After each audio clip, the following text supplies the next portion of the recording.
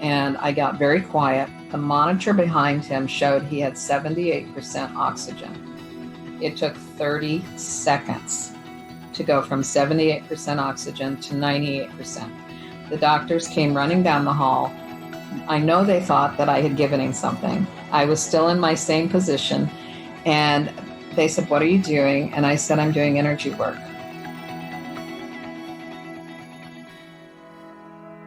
Welcome to the Juggling the Chaos of Recovery podcast Wellness Spot, where we focus on health and wellness and how you can reclaim your health and life today. You're in the right place if you're sick and tired of being sick and tired, and you've been helping so many others.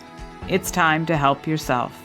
In a time when health and wellness can be so confusing, I'll share my knowledge as a nurse and 20 years in wellness and help you navigate through.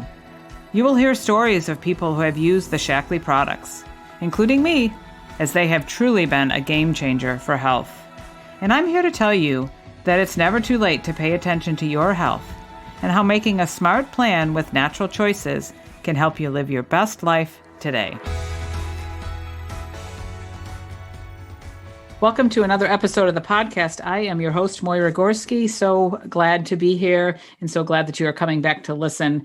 Today, I have a wonderful guest, Yusui Forsting, who I met along the way, my journey of life, as I say, as I meet others through networking and just seeing what she does and wanting to connect with her, because she had in some of the things that I saw, living your best life, looking at all of the multifacets of our life.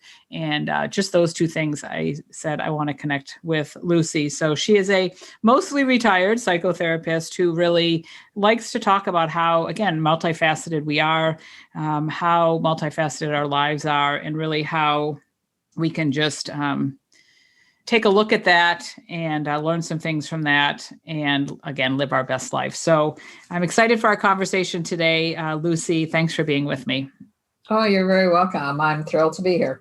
Yeah, thank you. Thank you for the connection. Let's start with how you got interested in doing, you were a psychotherapist and you continue to want to help other people, but how did that interest in that get started for you? You mean for podcasting? Well, yeah, as you were kind of thinking about retiring and then you wanted to start podcasting and enter that arena. I know why I did that, but yeah, how did you get started being interested to share in that venue? Well, actually, while I was living in Green Bay, Wisconsin, go Packers, right? Mm-hmm. Yeah. So while I was living there, a gentleman that had an actual brick and mortar large radio station called WGEE at the time. I don't even think it's there anymore because a lot of the brick and mortars went away, but it was in downtown Green Bay. And he asked if I would like to have my own radio show where people could call in with questions. And so I did that for about 2.5 years. And that was where they literally had a person that counted down. So, 5, 4, 3, 2, 1, you're on. And for an hour, we would take phone calls about whatever was going on locally or maybe even in the world, certainly nationally. And if something like that was available today, people would be talking about is the Boulder shooting and the Atlanta shooting and where we've gone wrong as a human race at this particular time. So, it started there. And then when I came to Florida, because I've been down here almost 20 years, I came down pre-retirement because I wanted to make sure that Florida was where I wanted to be. And I'm still not exactly in the place that I want to be because it's so crowded here in the Clearwater area. But at any rate, I, through networking, met a man who also had a live radio station. And he and I spoke for about 2 hours, probably 3 years ago now. And he said, I would love to have you do a live show for me. And I hadn't done live radio for quite a while at that point. And so I was a little bit anxious.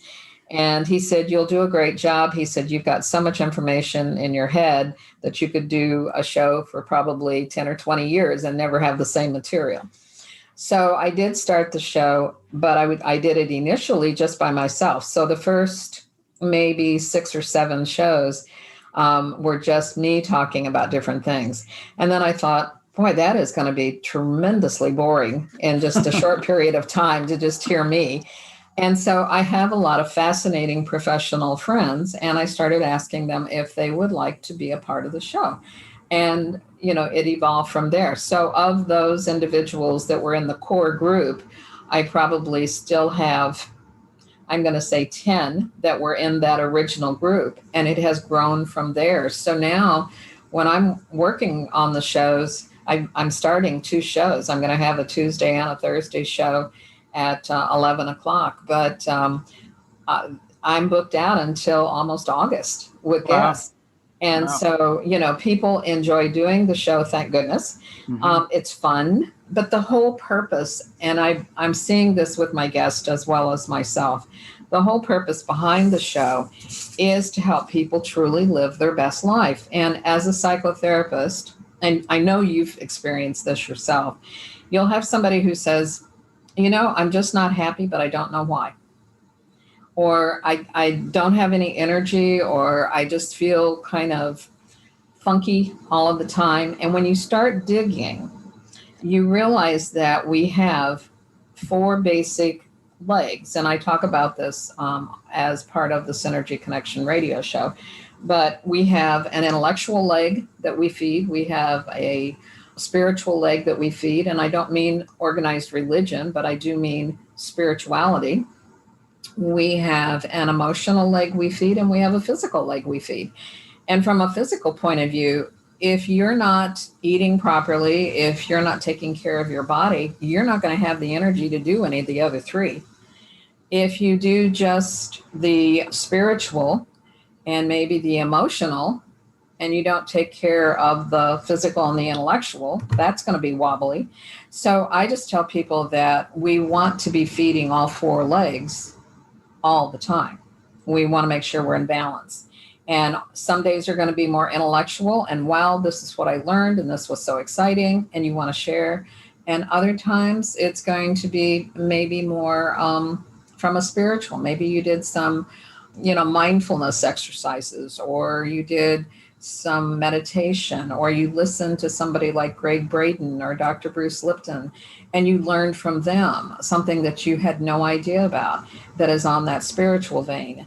So that's what made me want to do this. Is I realized that at any time in our life, it can be when we're 20 and it can be when we're 90, but at any time in our life we still have the capability of learning and getting those aha moments, and then making that part of that mindful living that does make your best life.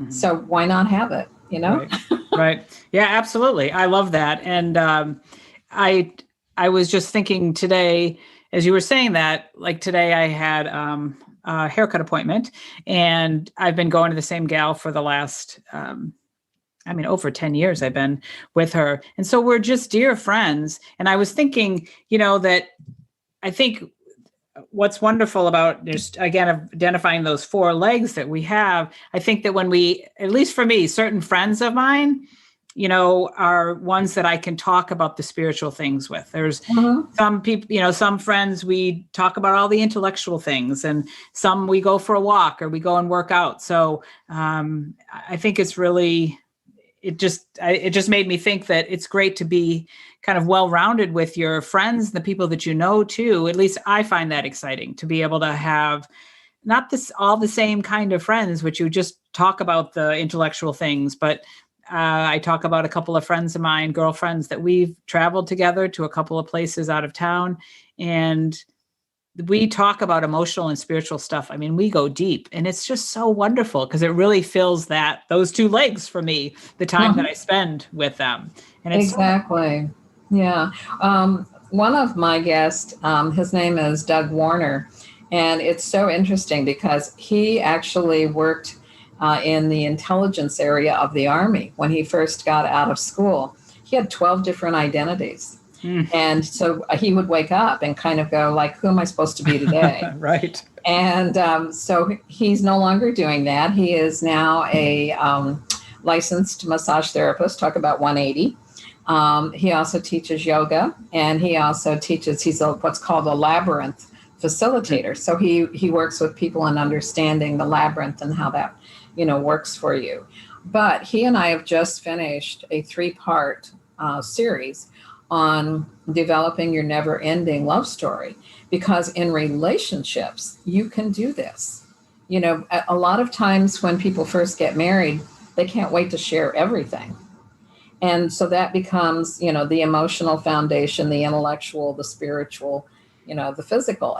They can't wait to be together to talk about one of those areas. But typically, and this is from my psychotherapy days, but I find this to be true, typically what will happen is you'll end up with 1 or 2 legs kind of working for you, but the other 2 go away. And so you have to find somebody else to fill that leg instead of your partner in life. And so you can certainly go and do wonderful things with other people, but when you bring that back and then share it with your partner because they're interested, or they're sharing with you because you're interested, you keep the balance in your personal relationship as well. So it's going to be a part 1, 2, and 3 of finding your never-ending, or developing your never-ending love story. And I'm hoping a lot of people will get something out of that, because Doug and I had a really good time doing it. But it's so profound. I can't tell you the number of marital counseling sessions individually where the male or the female, would say, is it worth it? Maybe it's time to just get a divorce and move on. And it's just because they quit balancing the legs. Well, and I could completely get that, especially with a relationship, because my husband and I have been married for 26 years here, and we've had our ups and downs. And even recently we were having some discussions, and we've been in some counseling recently. And,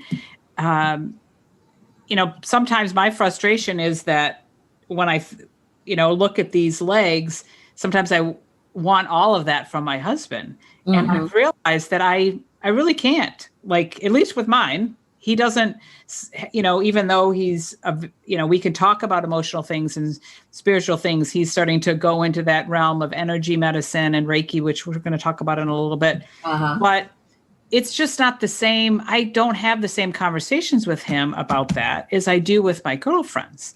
Right. And so letting go of that idea that I can get everything from him. Right. And sometimes, though, on the other hand, he'll say, I think you talk to your girlfriends about all these things, and, maybe you shouldn't talk to them about all these. It's like, well, you know what? It's important to me. And so I'm not sharing all of the dark secrets and all that. I said, you can trust me enough that, but there's something, again, to be said for those connections that I have with my girlfriends and the things that we really talk about in regards to spirituality while we're getting our physical walk in, that mm-hmm. really feeds me and feeds that leg. And again, for me, it's how over the years I've needed to understand that, if that makes sense, that because I think as I got married, I thought, like you said, they're all being filled in the beginning because we're these newly married, newly in love couple.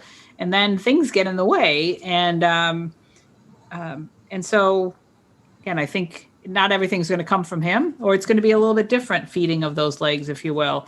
And because I told my husband, I said, but I'm going to see these women because they're such good friends and we just have such a wonderful connection. And it's very important to me. And right. So, right. And I think guys have that same kind of connection with their counterparts as well. One of the things that typically would come out is that men, and now women are experiencing this probably just as much, but job stress. Mm-hmm. And so, if you've got a lot of stress at work, we've been told over the years, leave it at work. Well, it's very difficult to do that. You drive home, if you're driving any distance, like, around here, if you get on the highways, you're going to be out there for a good hour. So you've got stress on the highway, you've got stress from work, you pull into your driveway, and that you don't want to dump basically on your partner. And so all of that is bottled up inside. So, for some individuals, it might be go, work in the yard or go work out for a while or go take that walk. But I think there has to be a safety net, knowing that that person is your port in the storm and that they will listen and that you will do the same for them. It doesn't mean you have to solve the problem, but it means that you have two ears to listen with. And I always say, God gave us two ears so that we would listen twice as much as we talk. Mm-hmm. Right. Right. And I think, again, it's that listening, the listening piece, like you said, as opposed to trying to have all the answers. And I know that sometimes I've just had that, I've said that to my husband or to my friends, like, I just need to call and kind of empty my bucket, And so you could listen, and I don't really want any, you can give me maybe your perspective later, but I just got to dump it out so that I can, just get that off of my mind. Mm-hmm. Which I think you have to have someplace to go with it. Otherwise it stays inside. And as you well know, from a health, position, it'll do damage. I mean, chronic stress is a main killer for cardiovascular disease and cancer. And so we need to do something with it for sure. Right. Well, yes. And I definitely have had that. I've seen firsthand that impact of stress in the last 6 years with, a daughter with mental health disorder. It can cause so much damage to adrenals. And, absolutely. I had to get real about how to really support myself because, we can't always get the stress to go away. No. As much as we'd like to, but yeah, we were talking before about, again, those thoughts that come up and that we think about, and how those thoughts too they can lead to chronic stress, but the thoughts too can sabotage us, which I think, some people, I don't know. It's just, I think it's good to have a discussion about that because, I think what I know is that we can get stuck in those thoughts, or those same type of thoughts, or the negative thoughts or the positive thoughts, or this isn't going to work thoughts, or things like that. And it can really hinder how we do live our best life, move forward with our life, find partners, be happy, those type of things. Sure. Again, one of the things I worked in the schools, part of my psychotherapy days. And of course, little guys I adore. But, it starts even before they get to preschool, depending upon who they're around. And Dr. LIpton pointed out something that I found very fascinating, and that is the last trimester of a pregnancy, those 3 months, until you're about 7 years old. We are on a perpetual intake of information. And so that is going to be our world, whatever the people are around us, whether they're teachers or friends or, parents or grandparents, whoever it might be, their fears, their belief systems are going to be our foundation.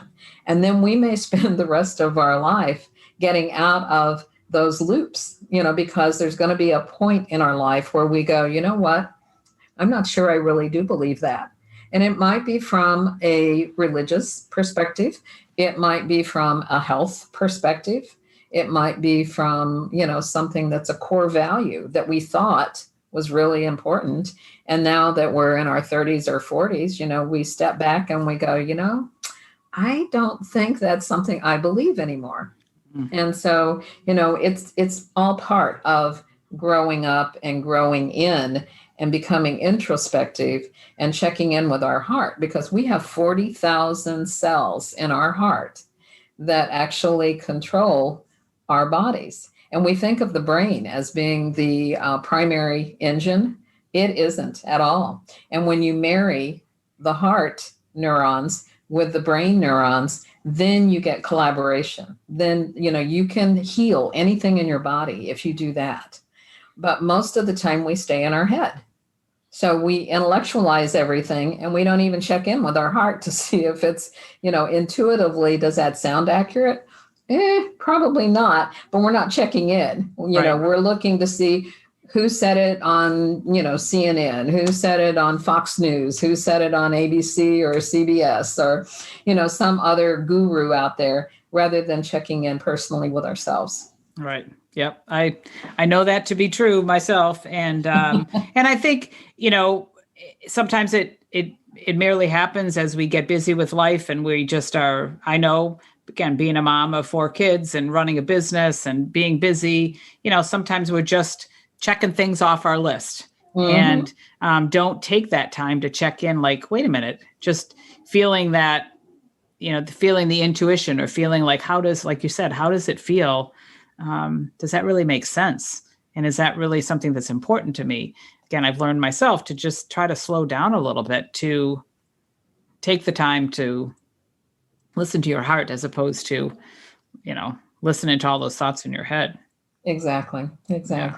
Yeah.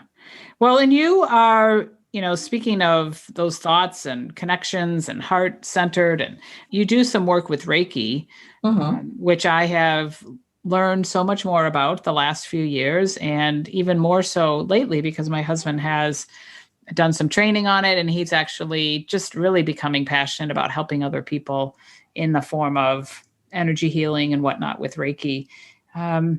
But I think a lot of people don't really understand it. And I know, coming from that conservative upbringing, religion, kind of doing things a certain way, and having those thoughts in my head, it really was even difficult for me to really wrap my hands around, like, really, like, we're all energy and we can feel what someone, it took me quite a bit to, understand it the way that I do.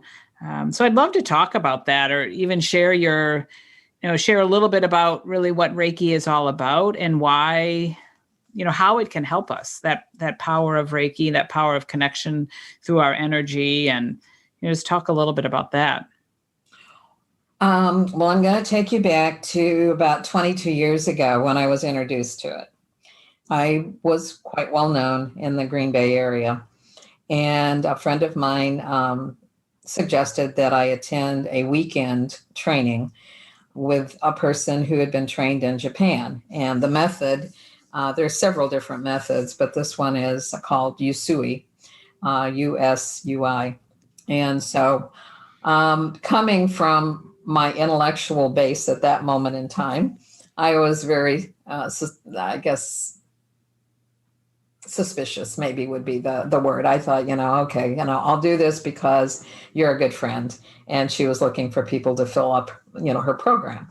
And so I went on Friday evening, and again, was just like tongue in cheek, yeah, this sounds really interesting, but I was not buying it at the moment. And the next day was an all-day session. And I do highly, highly recommend that you take these kind of programs as weekend, not a couple of hours and then go home. You really need to be immersed in this kind of training. So on the next day, there were probably about 4 or 5 different tables that we would get on and have energy work done, throughout the day on us, by people who had a little bit of knowledge and no knowledge, to show them how it worked. And of course, I had no knowledge. And the lady that was on the table, and I was supposed to work on her, quite often, if you do, this type of energy work, you will start at the head. And I always do when I'm working on somebody. But this was so bizarre because I had her head literally in my hands. And all of a sudden I had flashes of moments of what had happened to her. And I looked at her and I said, oh my goodness. And I said, you were in a really bad accident. And she said, yes. And I said, I see that your head was thrown against the side window. And she said, yes. And I said, it was very cold. It was slippery outside and your car, went out of control. And the lady who was from Japan stopped me and she said, you are gifted. She said, this is something that you should do. So again, I'm still a little suspicious, but now I had an actual situation that I couldn't deny. So the very next day was a Sunday, and I got home and my dad called me, and my brother had been ill, but had not been diagnosed. They didn't know exactly what was wrong with him. And so Dad called and he said, your brother has lung cancer and there's 3 tumors in his brain. And, my first statement, which was not a good one, was, "You've got to be kidding me." And my dad said, "Why would I kid about something like that?" So he was, dead serious. And I was like, "Oh my gosh." All right. So he lived for about 3 months, because this had been going on a while, but not diagnosed. They could not do anything for the brain tumors other than some radiation to reduce the size. So he was able to talk. But otherwise, it was terminal. And on the day that he died, because I went to the hospital almost every day, but on the day that he actually died, his right foot, his whole right side, he had developed lymphedema. And so it was twice the size of his left side. And it had turned gangrenous, his right foot had. And he was getting absolutely no relief from morphine. So I remember, now this was 3 months later after this training. I had done nothing with Reiki. And I thought, well, I have nothing to lose. I will try. And I held my hand, one on either side of this foot. And he had no pain. I had blocked the pain. And so he could sleep. But I couldn't stand there 24/7, and it was terminal. And so the hospice nurse, she said, "You've never seen anyone die, have you?" And I said, "No, I haven't." And she said, "Well," so she talked to me a little bit, and I told her, I gave her permission. I said, "I do not want him to suffer. In other words, do what you need to do." So I know that she gave him an overdose of morphine because he was within hours of dying anyways. But that was my wake-up call to what Reiki and what energy can do. So I'm going to fast forward because I've been a Reiki master now for 22 years, but I don't do it as a profession. I do it quite often as a gift to people that I know are in pain. And my husband was dying about 7 years ago now. And he was in ICU. And they had called me because they had transferred him to ICU. He had been admitted to the emergency room the night before.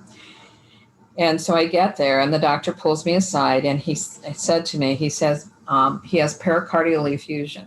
He has 500 cc's of fluid pressing his heart, and he has an hour and a half to live. Now, I want you to keep that in mind, because this is what Reiki can do, or what energy can do. So they leave me with him, because he's got an hour and a half. They wanted to give me privacy. I am guided, and I know this sounds a little unusual, but I am guided by my own spiritual guides, my guardian angels. They communicate with me on a regular basis, and they basically said, put your right hand on the top of his head, put your left hand on his heart. Now, again, I haven't done a lot of Reiki at this point, but I'm thinking to myself, why would I want to do that? He's got an hour and a half to live. But, I follow instructions quite well. And so I did just that. I had my right hand on the top of his head, my left hand on his heart. And then what I do myself is I get very quiet, because I know that I'm attached all the way to the 11th chakra, which there's 12 of them. And the 12th is divinity. So I'm attached to the 11th, and I got very quiet. The monitor behind him showed he had 78% oxygen. It took 30 seconds to go from 78% oxygen to 98%. The doctors came running down the hall. I know they thought that I had given him something. I was still in my same position. And they said, "What are you doing?" And I said, "I'm doing energy work." And they said, "Well, we don't know what you mean, but we can take him to surgery now and get the fluid off of his heart," because they couldn't go to surgery unless he was at 98% oxygen. And so he lived another 3.5 years after that. So the people that I've worked on, rotator cuffs that don't have to be surgically corrected, there's a lot of different things that can happen internally and externally. But you do need to protect yourself as a Reiki energy worker, whether you want to call it Reiki or just energy work. You do really need to protect yourself, especially I wear a green stone that is representative of the heart chakra. so that I have somewhat of a bubble of protection around me, because otherwise it's awfully easy for people that are empaths, intuitives, and energy workers to pull some of that disease, if you will, or negative energy that's in that person's body into your own body. So you do need to be very careful of that. But energy work is amazing. And if you are connected and you're in those channels of energy, it can flow right through you. It's not me doing it. Mm-hmm. It's actually the energy of the universe that comes through that 11th chakra and just pours right into you. I couldn't have taken him from 78% to 98% in 30 seconds. Mm-hmm. That's impossible. Right. That's pretty, that's an awesome, really incredible story. And again, for those listening that think, oh, I don't even really understand that, or that's a bunch of hooey. I mean, I thought that many years ago as I started to be introduced to, but similar to your story, like you had a friend who said, here, would you come to attend this? I had a similar situation where a friend said to me several years back, said, my friend's going to be at the salt room and she's going to do some energy clearing, and would you like to come? I was like, I mean, it was a rough time with my daughter. She was in a treatment center. I was like, I don't know. I could probably use some energy clearing. I don't know what that means, but right. I'll go with you. And my friend tells me that to this day. She said, I was a little afraid to ask you because I thought that you were kind of religious and I wasn't sure how you'd take it. But I started to be opened up to this idea of intuition and energy work and the flow of the universe and all that. And so I say to the listeners, just be open to this, because it has provided me, healing, intuition, things, even the, what I heard that day in that energy clearing, as she did, intuitive readings with all of us, she mentioned a mother figure and, just the idea of being of service to my mom, going to visit my mother and things like that. And it was just brief reading of the 10 gals that were there. But interestingly enough, a month prior, I had been out in Denver at a treatment center where my daughter had been at, and it was her birthday. And so I went out for the weekend, and we had some therapy sessions, and we got a chance to leave the facility and go to lunch or dinner and spend some time together. And so I said, whatever you want to do, honey. And I don't really know Denver. My brother lives there. So I went and picked him up, and she said, well, I'd like to go to this shop before we go to lunch, that you can get some mala beads, like the beads, the beads that you use. Mala beads. Yeah. Yeah. Mala beads. And I said, okay. I mean, again, whatever you want to do, honey. So sure enough, we went there. Well, before you get the mala beads, you talk to the little lady, the Indian gal that owns the shop, and she does an astrological reading, reads your chart. And again, I don't even know what she's talking about, but I was like, okay, my daughter wants to do this. So she gave her, all the particulars of her birth and her year and all of that. And my brother and I sat down and listened to her get this reading from this gal.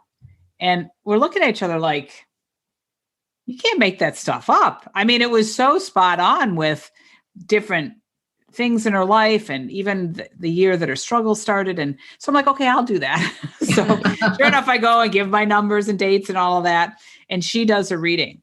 And, it says lots of different things. And I have it recorded still, even though that was many years ago. And it talks about even podcasting and writing and speaking and things like that, which is very affirming for what I do in my work.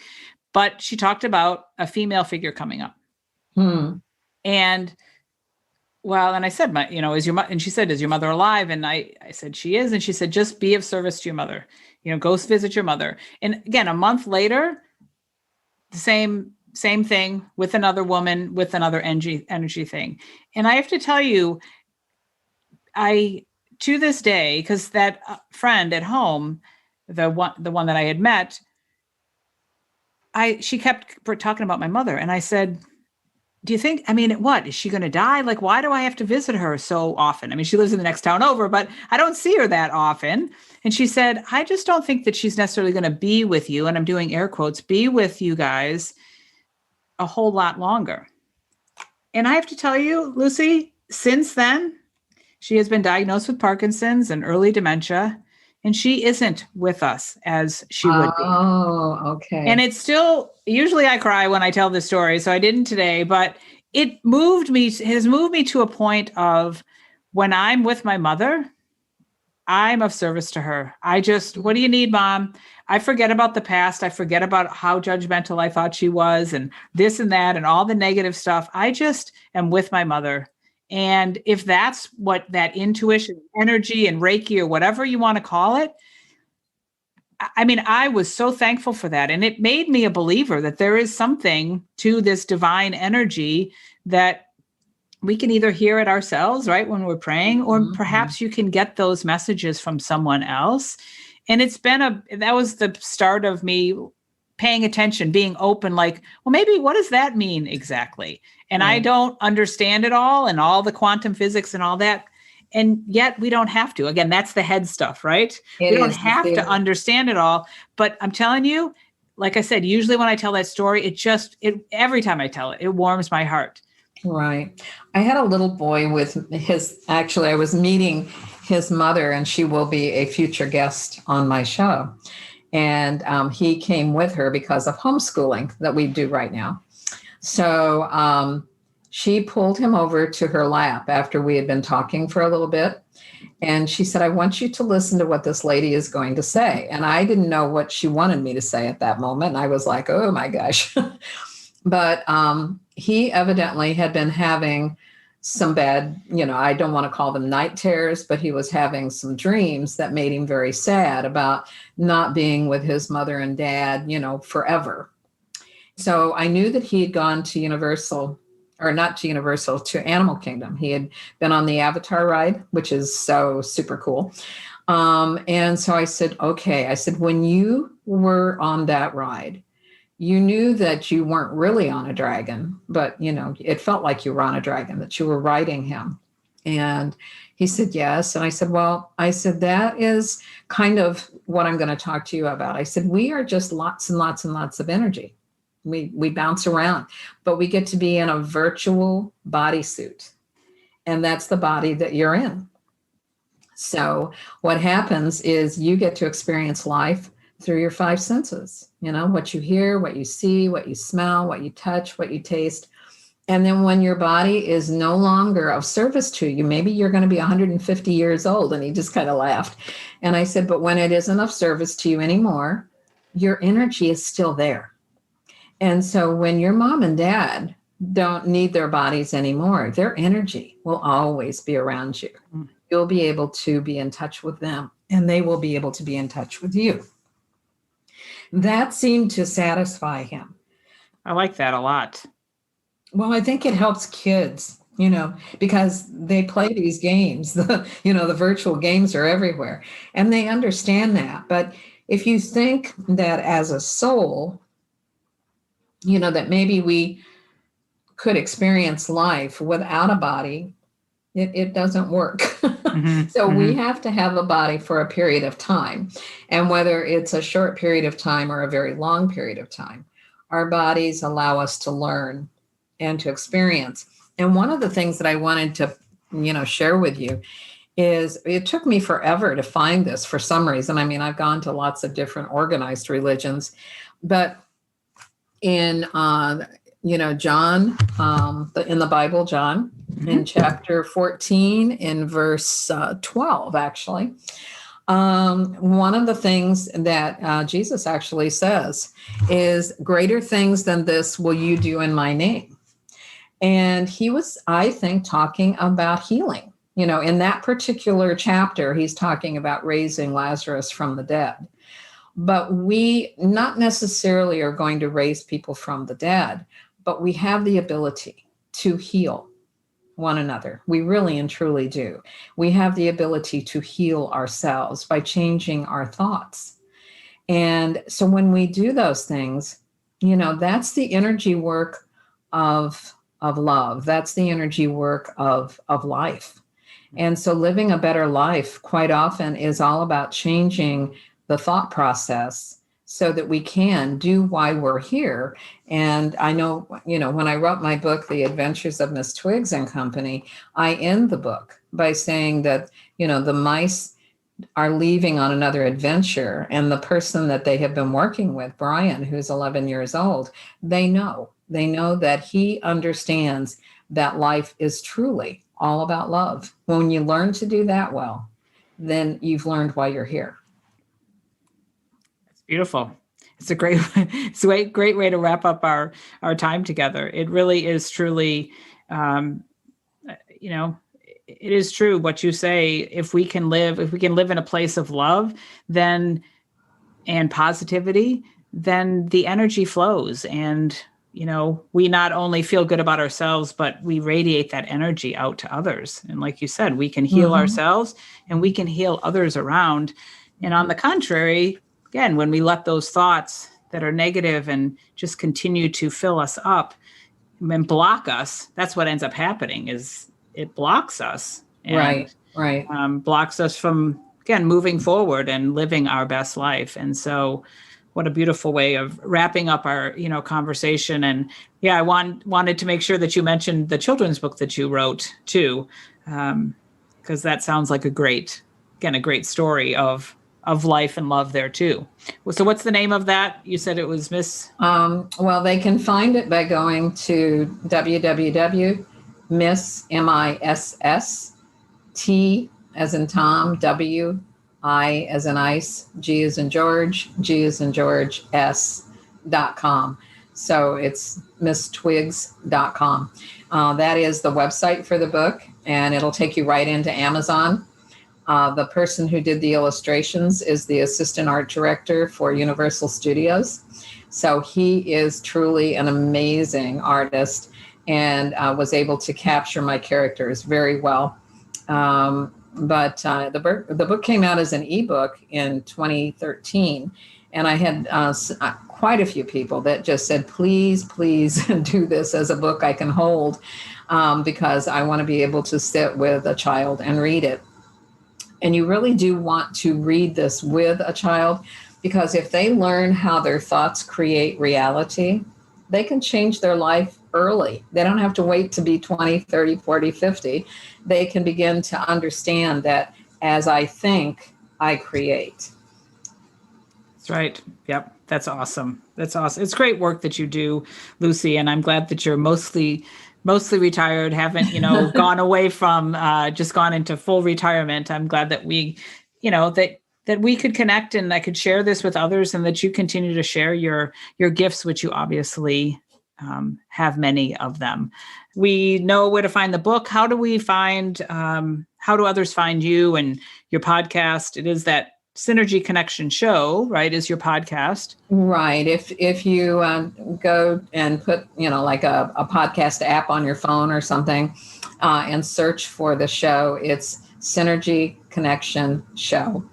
And it is on iHeart, it's on Google, it's on Apple Podcast, and it's on Spotify. And certainly I love reviews. So if anybody wants to do a review of the show, that would be awesome. But that's the way to find the podcast. They can also go to archive shows. I have, I think maybe 14 pages of archive shows for 2.5 years that are at www.synergyconnectionradio.com. And so they can go there. And if they want to contact me personally for anything, I return my emails. I'm very good at that. And so they can reach me at Lucy, Lucy .Forsting, F as in Frank, OR, S as in Sam, T as in Tom, ING @gmail.com.